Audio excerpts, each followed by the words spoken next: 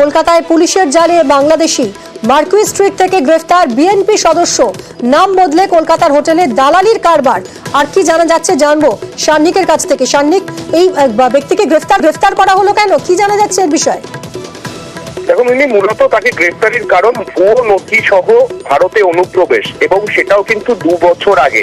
যেটা জানতে পারা যাচ্ছে, আওয়ামী লীগের সঙ্গে বিএনপির সেখানে রাজনৈতিক প্রতিদ্বন্দ্বিতা রয়েছে এবং মাদারীপুরের বাসিন্দা সেলিম মোহাম্মদ সেই কারণেই সেই সময় 2 বছর আগে তিনি দেশ ছেড়ে এই দেশে চলে আসেন। কিন্তু কোন রকম বৈধ নথি তার ছিল না, পুরোপুরি অবৈধ কাগজপত্র নিয়ে সে এই দেশে আসে এবং এখানে এসে সেই নথির ভিত্তিতে সেখানে জাল আধার কার্ড সহ বিভিন্ন কিছু সে বানিয়ে ফেলে এবং সেই বানিয়ে সে পার্ক স্ট্রিট এলাকাতেই সে বসবাস করতো।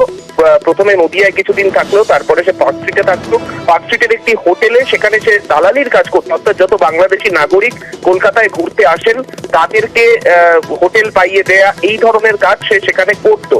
এবং এই সেলিম মোহাম্মদ এখানে তার যে আধার কার্ড, সেখানে রবি শর্মা বলে নাম বাড়িয়ে সে এখানে থাকতো এবং সেই আধার কার্ড এবং আরো অন্যান্য ভুয়ো নথির ভিত্তিতেই পরে ভারতীয় পাসপোর্টও সে তৈরি করেছিল বলে পুলিশের দাবি। এখনো পর্যন্ত তাকে গ্রেফতার করার পরে আরো খতিয়ে দেখা হচ্ছে সে একাই এভাবে এসেছিল নাকি অন্য কেউ এখানে এসেছিল, অন্য কোনো অভিসন্ধি তার রয়েছে কিনা, সেই সমস্ত কিছুই কিন্তু পার্ক স্ট্রিট থানা খতিয়ে দেখছে। ধন্যবাদ সান্নিক।